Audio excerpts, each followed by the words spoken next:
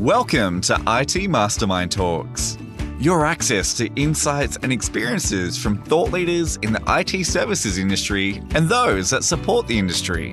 Our podcast features not only the seasoned professionals charting their start to exit journey, but also the key contributors who help ensure their success.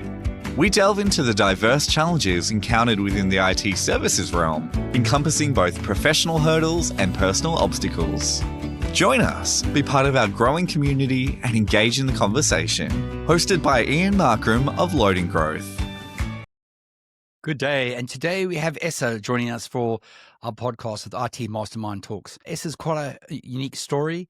He started out in the consulting world, used the consulting arm of his business to actually grow the actual funds and proof of concepts and MVPs to build a couple of SaaS products. And one of the SaaS products at the moment now he's launched and is going fairly well. And he'll talk a bit about that, so I don't want to give all the way the goal of the session. Esa, so we've been working together for a while and I've got to know you quite closely. Could you just give us a bit of a background of who you are before we kick off? Yeah. First, Ian, thanks for having me. My background starts in software development where I was a programmer. I moved on to project management. That project management, after quite a number of years, led to a number of opportunities in the consulting space, again, in software development. And I basically took advantage of that to form a business for myself where I met yourself and other like-minded folks where great help with the consultancy aspect and developing that business. Given my technical background, I definitely needed that assistance. I would then grow that part of, I'd grow that business and then use that as leverage to be able to hire developers and put together ideas for SaaS products and proofs of concept that I've been dreaming of implementing for a while. So it's a great stepping stone, and I'm aware of a number of people in the industry, and I'm sure you are as well, Ian, of people that do that exact same thing. It makes perfect sense to build out a product based out of an existing business and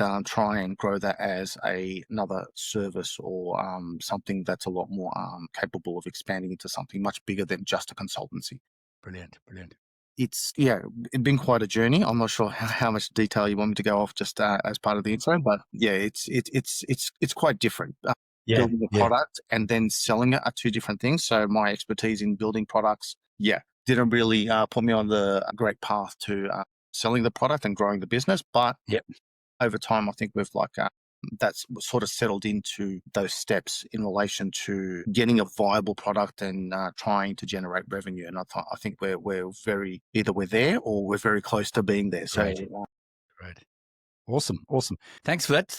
There's so many things that I want to jump into, but we've got a bit of a flow to go through and we'll get and unpack some of those insights that you've had, Esa, going through your journey. So you started off as a sort of like a project management, and then you went into consulting, and that was really good. But what was? Do you remember far back? What were the initial steps to get in there? Did you plan yourself to do that, or was it by mistake? How did you get those initial steps? No, it's the phone calls that you get, people asking you questions. So I started off, I had a project management consultancy role, and I had a CEO that I'd worked with in the past over several jobs calling me and asking me about overseas and offshore development teams and using them as part of their strategy for development. That led to basically my opinion on that, or my experience on that, was you're better off doing it in Australia.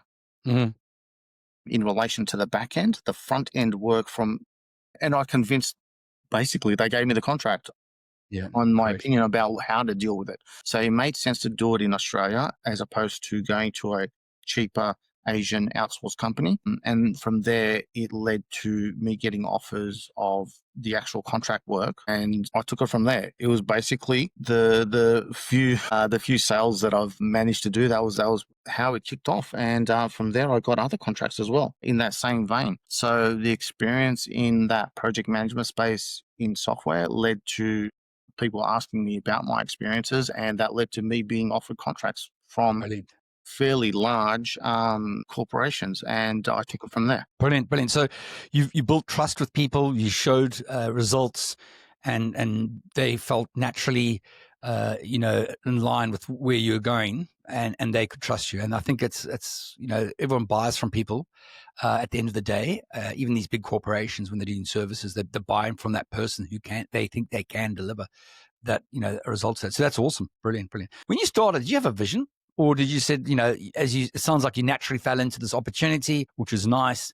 Did you ever at the beginning stage sit down and say, hey, I've got a vision here? Or did you just wing it as you went along and it was natural to you? Look, that's a good question. And from my perspective and where I was in my career, like this was my dream. It was to just form consultancy and then from later on have the capacity to be able to build things out. Did I have a vision as to what direction? Like this was the final goal for me. I did, Great. and then after that, I have to build a vision and steer the direction of the company. So it was, you're right. You do need to make that transition from wanting to be somewhere, and then once you're there, you have to grow from there and make it happen. So I didn't really have that strategy. I thought it would all fall in place. In certain ways, I was a bit naive in that I thought that I would, now that I've got a couple of contracts, I'd be able to grow the business by simply hiring sales reps, by spending money in that area, and that would be the solution. And I wasted a lot of money doing that. So you're right. I didn't have that vision. I had a lot of naivety that I had to build up a lot of experience to be able to, gain what I needed to be able to develop the business, because what I knew at the time when I started was definitely inadequate. And that is after I spent years upon years reading business books, listening to podcasts and doing all this stuff. I thought I knew it all, but no, it was absolutely inadequate so far as growing the business. Yeah, look, it's a complex thing running your own business. I got to 23 mil turnover with my business in 2012 when we exited to NTT Data, and we thought we knew everything when we left. But my journey of learning only came afterwards when I started coaching IT services firms, because everyone had a different challenge or a different problem, and it forced me to actually work out what was the way they could to operate. And initially, honestly, Esa, I always thought people that had a services firm and a software company trying to do two things could never really work, because we had tried that and it was so difficult, because you have this competing sort of internal mechanism between trying to keep people billable and then build product. So it was this hard thing to actually to work through, but you've done it, and that's testimony to you and your style and your approach. So well done. So we worked out how you got your first client, which is awesome. But what was your biggest challenge you think you faced early on in that early stage of your business? What do you think, if you can cast your mind back that far back? Wow. Okay. For me, I was used to doing everything, working within other corporations or companies. For me, doing it, building it out on myself, and just simply doing the paperwork and finding the time to do the paperwork, because I committed to a lot of things in relation to building out products for either that we were consulting for or building out a product for myself. Finding the time to be able to just do the administrative parts of the business was extremely difficult. I mean, you hear the crazy stories about, people doing their BAS statements and, small business owners complaining about the complexity of the tax system in Australia. Until you actually start doing it, it's a headache, and it's a headache no one wants to be a part of. It sort of saps all the fun and all the great stuff about the work. It's something that I did struggle with, and then it comes to building out a routine and figuring that out, and guys like you are a great help when it comes to that, like with loading growth. So yeah, that was a part of it. The other part was I committed to a lot of things, and juggling building a product with a consultant is extremely difficult. There was so many things when it came to building the product. You need to do that in parallel with also building the business case around the product and looking for investors that I wasn't used to, and doing that alongside running a consultancy. So yeah, it was quite challenging, but look, if I didn't enjoy it, I wouldn't do it. So it was really great. Well, obviously, today is BAS Day. I think BAS week this week, so it's more paperwork. I think that's why you brought it up. It's probably fresh in your mind. I've been paying BAS as well.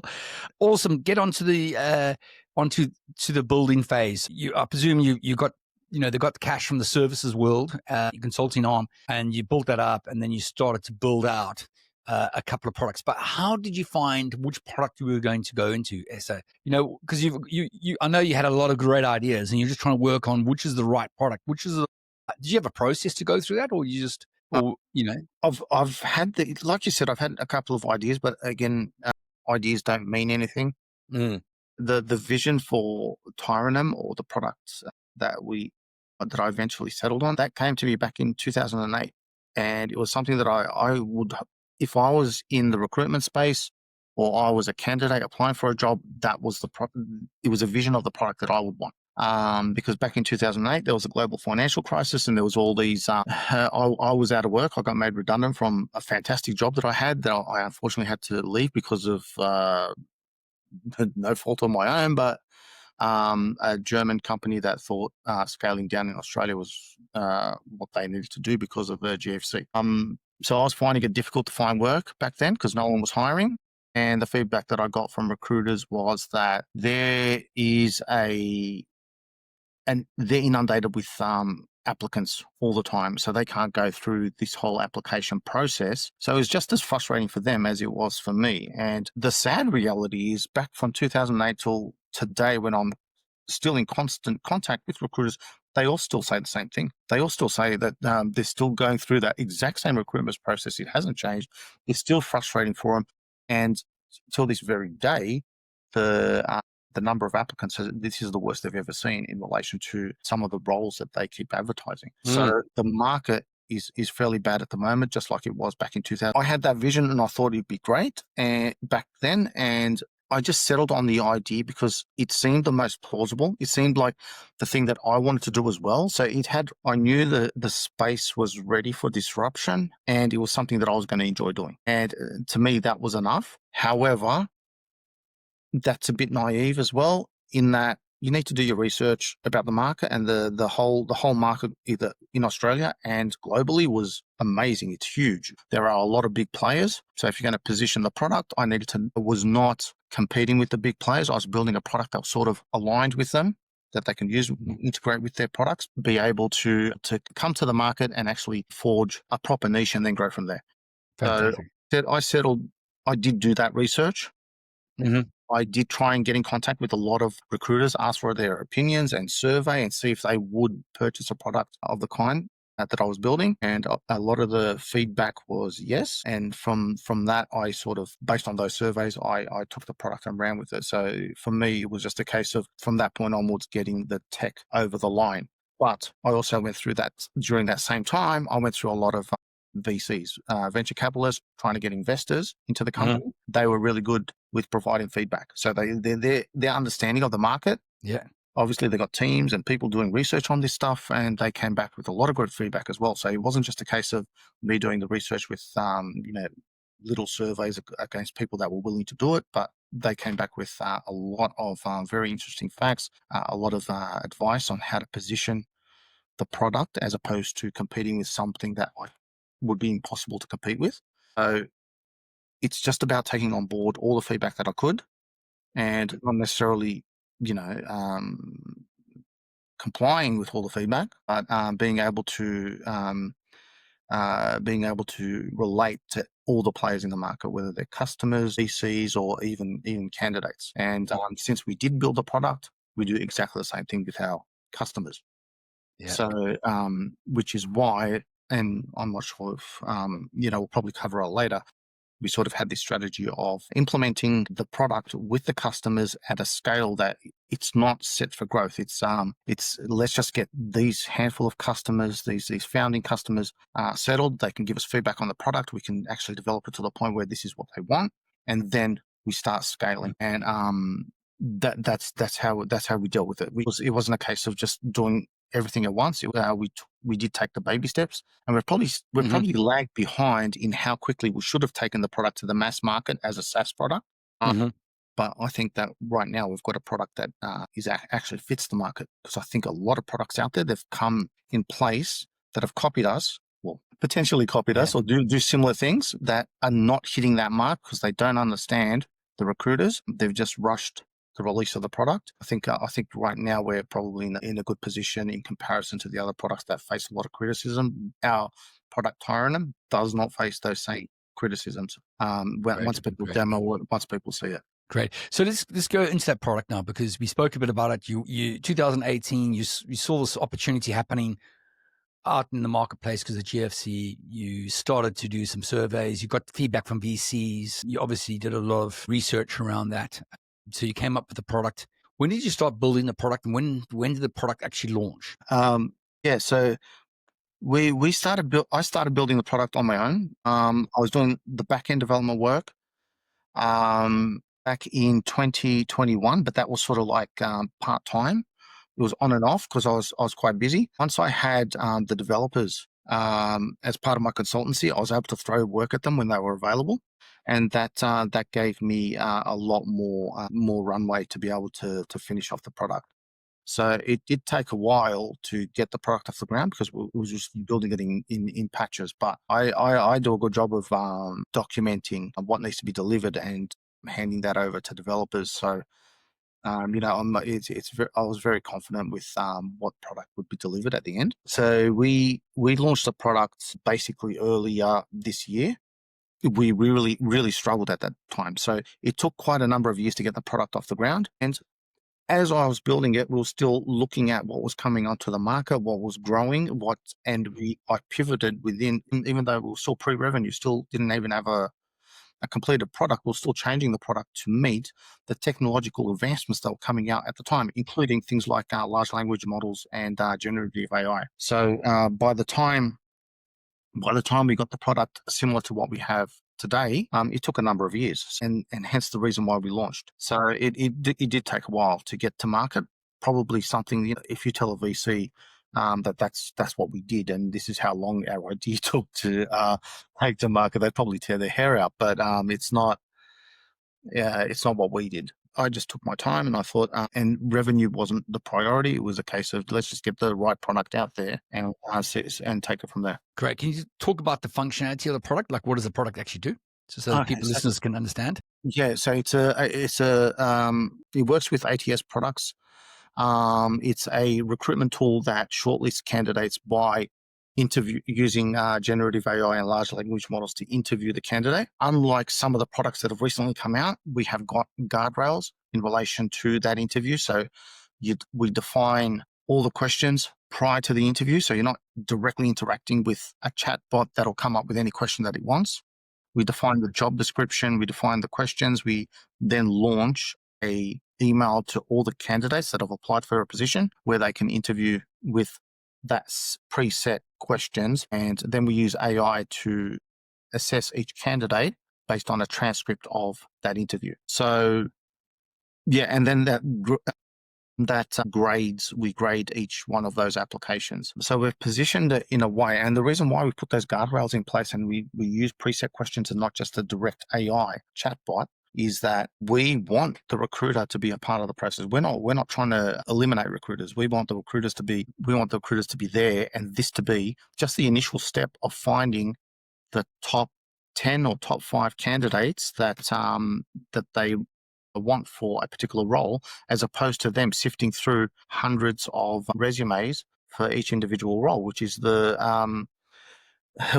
this huge complaint that recruiters have. Yeah. So far as them spending their time, and it's not even an effective way of doing it.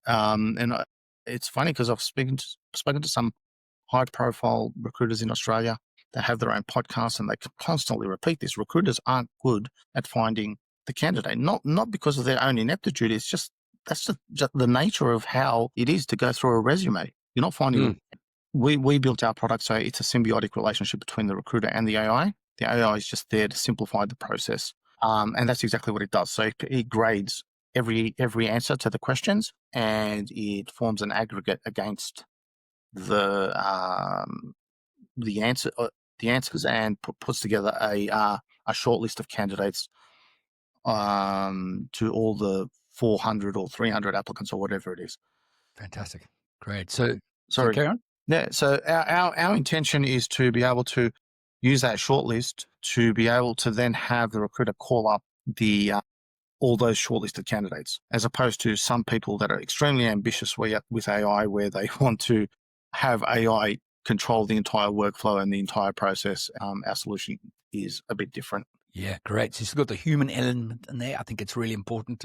People want to, build a bit of trust. You got to have that human element in there as well. I know a lot of people, funny enough, I was talking to one of my other clients last week, and they were saying that they know someone that's quite high profile went through like a 2-3 step process with AI doing the whole piece. And they were a bit shocked about it, and they thought it was pretty, what was the words they used? It was pretty unauthentic. And basically he was wondering if he wanted to work at that company because, it went through like a 3-step process with all AI, you know what I mean?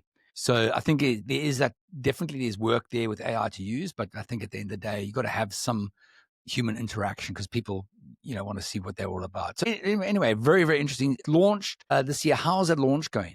You said the sales were quite hard initially at the beginning of the year. What's changed, or if anything's changed in that department? Yeah, not much. So what we've had is a small handful of clients that initially took up the product. So we've got those subscribers. We are using a sales rep to find those clients. We changed our focus to deal with partnerships. So instead of looking for individual clients, now we changed our focus to find corporations that sit within that that frame of I don't want to say volume highs. Yeah. So for example, retail. So our idea is that if we focus on those, which is a very unscalable thing to do, especially which is fine at the beginning, that we secured that kind of partnership where they bring on their customers onto our platform, then we get a lot of customers at the one time. And that's exactly what we're working on now. So we're very, let's just say we've made progress with that. Yeah, great. And that is gonna eventually become something that's yeah, great. It's gonna work with other clients as well. So we're close to signing our first very, very large partnership with a major Australian retailer. So I'm hoping that I don't want to count my chickens before they hatch. That's where we are at the moment. Great. Well, that sounds promising. There's a couple of ways you can go to market, I suppose. One's direct sales. You mentioned that. One's through partnership. The other one's through like a referral network process as well, where everyone gets a bit of a referral fee. Have you looked at the referral component? No. What we've done, like you said, we've gone through down the partnership model. We want to expand that, but we've also built out the system. It's a SaaS platform. We really should be selling it like it's a SaaS platform and selling it as a subscription. So Sure. I've built that out as part of the as part of the plan, and that's going to happen as we build out a marketing campaign to accompany that. So technically, well, so far as the technology is concerned, we're there to be running as a SaaS platform. Now we're just putting together a marketing campaign to do that in parallel with the partnership agreements that we're signing. Great. Well, let's hope that all kicks off and makes you soar. So there is a few things there that I've seen recently with people that have those software products, and this is sort of a question that I would love to know the answer to, because you've been doing AI, I think, for about 8 years in some form or shape. Is that right, Esa? That's right. Yeah. And this product's been going for like 2 years, solid building, and that's had AI in it as well, I suppose. And technology, as you said, is changing all the time. I know there's a lot of tools out there with AI, for example, to help you to build products and build, and they're only going to get better, obviously, as we know. So they're at the early stages, and who knows really what they're at, because you would be tinkering with those at the moment. So let's say, for example, 2 years ago, you started your business and you started your business today. Have the tools actually progress so fast, as everyone's hyping about, that would have actually allowed you to develop your product quicker and faster? Or was that still not that yet? Yeah, that's quite a contentious question. Yeah. It's a good question, because back when ChatGPT 3 launched, they were all saying this is going to write off all the coders. Well, and I'm talking about some major tech players in tech, like that would say this, and that didn't eventuate. So what we've still got coders, and we've still got people that are relying on the AI to improve their coding. So they're becoming better at coding, and it's something that I've experienced myself. So in that same vein, I think, the tools, they will keep coming out, and but that sudden change that everyone keeps talking about in the same way, I don't think that's going to happen. It's something that'll be more gradual than anything else. The tools do come out. How many people can you keep up with them? I struggle to keep up with them myself. They're coming out every day. So, learning a new platform just to improve what you're doing, I think it's extremely difficult and cumbersome. And I think that's where one has to keep an eye out and try and be as innovative as possible. And like I said before, I pivoted the functionality of the product to accommodate new tools that were coming out. So I do try and do that, but it's going to get to a point where it's going to be harder and harder to do this stuff up. Yeah, great to hear. You know, the hype, you know, the Gartner hype cycle is always very interesting.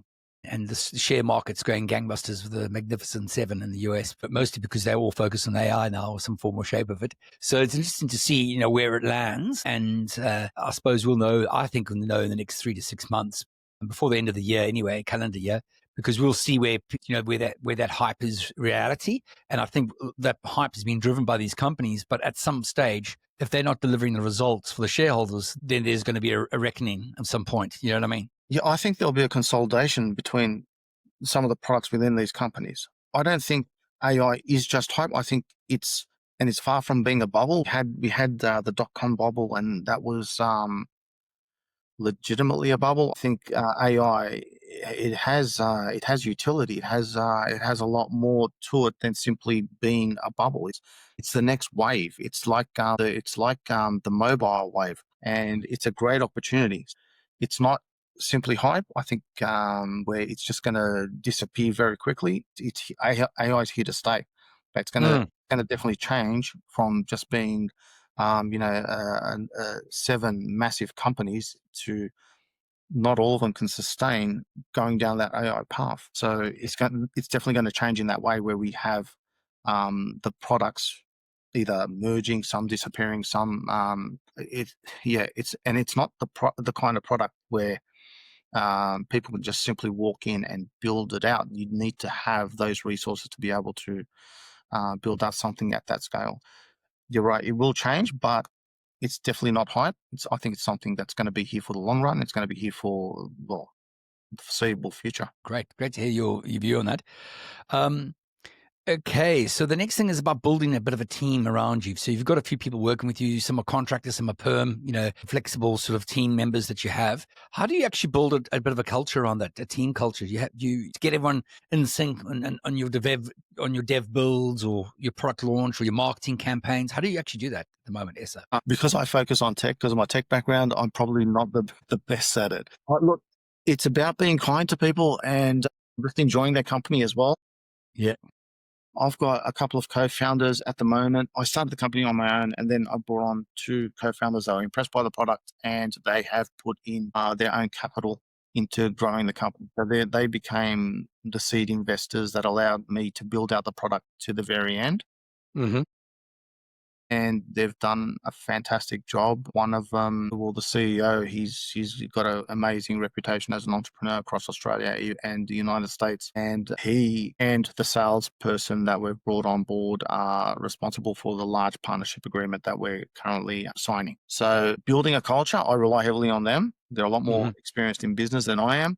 When they're very sober heads, and they're very responsible and mature. So it's easy to get them to do their thing. It's just for them, it's like second nature. Company culture really plays out when it comes to the developers. And that for me is just everything. I just keep it professional, and I keep the communication short, and I let them know that the company culture is you're free to make mistakes, just own up to it and then fix it. Yep. Right. And because that's from me coming from that programming background, that's the fear that programmers have, is they get caught out, or it's going to take too long for them to do something, and they're running late with something. For me, it's just fess up to it straight away, and then we fix it together. And that seems to get them inspired to just do the right thing by the company as well. I've had in the past, like with my programming, like people that especially the overseas coders. If I move to another company, they call me and ask me to take them with them. Well, no, you're working for a Vietnamese company. I can't take you with me. So it doesn't work that way. So there's I think building company culture is just common sense, and having the emotional intelligence to be able to deal with people and not let it get to you. Because there's enough stresses and enough things that take up your mind, your thoughts. You don't need to really get consumed by the interactions that people have. For the most part, if they fit into the team, they're just going to do the right thing anyway. Yeah, great. So I just Good. Now, Just going back to your journey with your product company, you basically ended up building a product out. You went to market to get some capital to expand or carry on further, develop the product.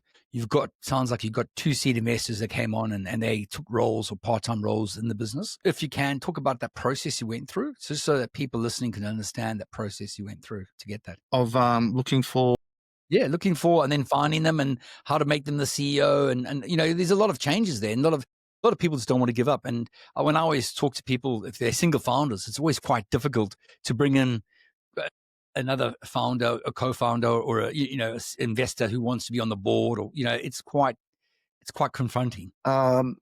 yeah, you're right, because you spend so much time building something. You think that it's yours, but really it's not yours. It's the market's. You're there to give it to other people.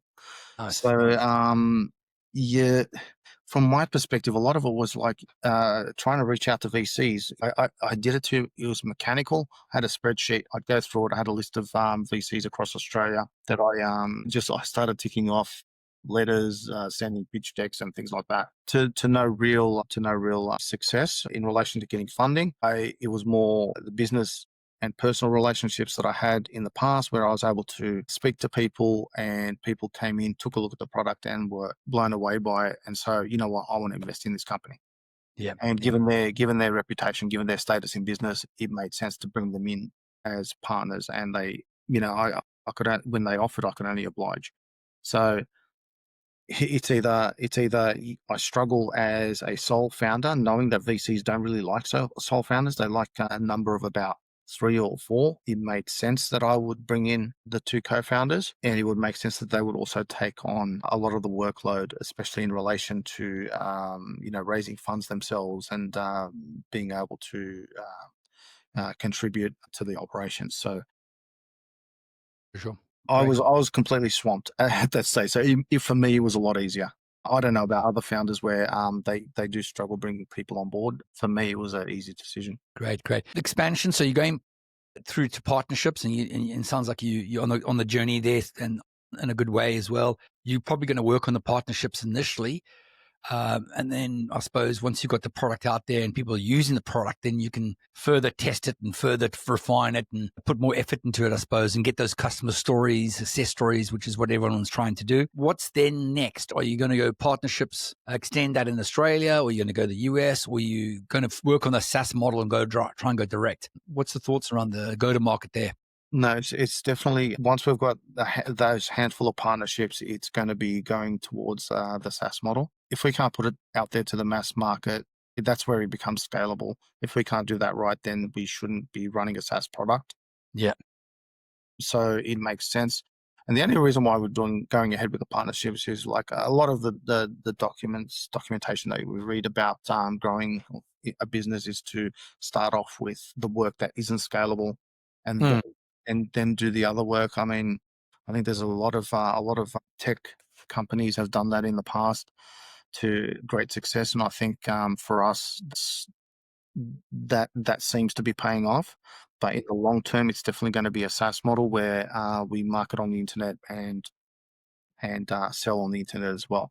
The partnerships, there's only so many that we can get, and there's been a lot of eminent business people in Australia that tell you not to chase the white whale, but get a lot of smaller clients is better than getting one big client, and it's a lot easier apparently. So yeah, that's the idea that we're going with. Yeah, look, it makes sense. We'll watch from afar to see how that go-to-market strategy works. It's quite difficult to get it working, but it sounds like you've got a salesperson on board and a person who's done some raising before, which is really makes you a powerful team. If you can focus on what you core and keen to focus on, which is building the product, and you've got people around you who can do everything else, that's just brilliant. So congratulations on those additions to the team. How do you, with innovation, we spoke about things are changing quite quickly, and I know you sort of probably really answered this.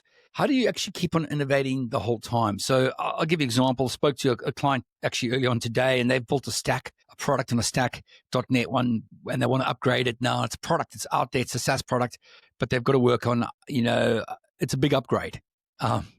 And it's a lot of effort, and they're trying to build out the roadmap at the same time. So they've got a bit of technical debt there happening. So, how do you keep on moving forward with your product? Making sure it's scalable, making sure it's upgradable, it's security wise there, because obviously a SaaS product's got to be security compliant at all times. There's a lot of things happening there. So, what is your thoughts around that space? How do you keep up to date with that? Well, you hit the nail on the head when you said roadmap. That's exactly it. When we built out the product, we built out a minimum viable product. We knew what we were going to take to market, and that's what we aimed for. But we also had a roadmap of about 5 years of ideas that we can use. But realistically, we don't have 5 years of runway to pay for that development. So the roadmap was really important in being able to not only using, when it comes to saying innovative, looking up podcasts, looking up YouTube, looking up Reddit articles, and just staying up to date with all this stuff, and then injecting those things within the roadmap as priorities or things that we're not prioritizing. The roadmap was basically something that we can just point to and say, this is what we're going to deliver by such and such a date. The red is just a pipe dream. If we get to it, we'll get to it. But we've got our targets on that roadmap that'll, this is the product that we're launching. This, in the short term, we're going to do this. In the medium term, this is our aim, and in the long term, well, we can put aspects of the roadmap in the long term, and that's basically it. And again, it's enjoying the job really plays a big part in that innovation, because you keep looking for these things naturally. If you need to force yourself to look for what you want to do next, then maybe I'm not in the right job. But for sure, yeah, just enjoying it just makes it so much easier. Yeah, I think you're right there. I think a lot of people I talk to, I say to them, look, you got maybe 4 or 5 months. You've got to give this a good crack to see if it's successful, if it hits the market, or if you're really enjoying it. And if you don't enjoy it, then stop it. Yeah. I had a long conversation with a potential client who wanted to come on board 2 weeks ago, and I said, look, you should look till the end of the year. You've got 5 months left of the year. You should map it out exactly what you can achieve in that 5 months and see what the results are and see if you enjoy it. And if you don't enjoy it, cut it off in January and go back to something else. Absolutely. Because life is short and it is competitive out there. So it's going to be ups and downs in any type of product or services business, doesn't matter what it is. And you've got to be, you've got to have the long-term energy to stay the course of the journey. If you too short term focused, it's too difficult. It's just too difficult. So yeah, a really, really good point that you made. You brought up to Esa. How do you stay focused? I'm just talking about that because one of the other challenges a lot of our clients have is, I know they've got the roadmap and everything else, but how do you stay on target to achieve stuff? Do you have any personal tricks that you use or do? No, I do the opposite. So I do stay focused. I don't need help with that. What I need help with is not getting burnt out. And I've never learnt that. People keep telling you not to get burnt out, and hard. It's so hard when you're doing the work to say, okay, I need to stop and I need to focus on something else, or just take a bit of a breather. So the focus isn't the problem. But then again, workaholic. Yeah, I think there's ways, like, I guess in relation to focus, I get feedback from my co-founders and the sales rep, and they sort of steer me in the direction that they want, and then I have to make the decision of, what are we going to work on, and that sort of aids and having people around you. If I was on my own, I would just be with my head buried in the keyboard and typing away. So focus on the work isn't a problem. It's more a case of doing it consistently, and I've been doing it consistently for, what is it? It's been 5 years now. For the last couple of years, it's been like almost 7 days a week and ridiculous hours every day. It's not easy to not get burnt out. So, and at that point, there have been times where I just sit down on a weekend and just I refuse to do any work, or even go through the week and refuse to do any work other than respond to emails. So I guess that is a loss of focus, but that's a loss of focus because of burnout. So yeah. I take I generally, but once that does happen, I sort of recalibrate, and I identify it fairly quickly, and then I go back to a more reasonable schedule with the work hours and things like that, and then and then go from there. Great. It's because you enjoy what you do. So I'm also the same. I can, on a Saturday morning, the whole house is asleep. I can get downstairs into my home office and I can actually get on to do things. And before you know, it's like 2:00 in the afternoon. And I love it, but it's actually not really that good because you burn out after a while, and then you feel guilty because you should be doing other things as well. So I've got to try and maintain an equal balance, and it's difficult for people that really enjoy doing the thing. So that's really good that you can do that, because you are enjoying your job, and it does give you back a lot of energy as well to keep you going. But you've got to be mindful it doesn't burn you out. So do you have any failures or setbacks? Just to last, we want to finishing off here, are there any things that have actually hit you where you just thought, oh my gosh, I can't get over this, or it took a lot of effort to get over it mentally? It could have been something with the business. It could have been something with personally happening with you and the business. Anything that sort of hit you the last sort of 5 years? Yeah, I think I've mentioned this to you before. We've obviously in the past, like we've talked about sales. Yeah. I always struggle with that. Like growing up, I'm not that kind of person that can just go out and do it. So on the odd occasion that I have, I've had some success, but a lot of failures along the way. And I thought by now I would have learnt how to do it. Given all the years that I've been doing running a consultancy and then running a tech startup, it's like it's just not happening. I'm not learning it. I'm not getting any better. I think that to me, I don't know. It's Sure. mindset of going back to building out the technical work that probably hinders my progress. Yeah, I consider that. I should have been better at it by now. But yeah, look, it's a hard thing. I mean, I would say, since I know you're more of an introvert and you love getting the things down into the weeds to solve problems, and I think the energy that you get from that is really, really good because it's self-fulfilling. And I think when you're going to do something that you don't want to do and it's hard to do, unnatural, that energy doesn't return, and it's just like leaves a bit of a vortex for you as a person, and that's a challenge for a lot of people that I coach because they all grew up doing tech.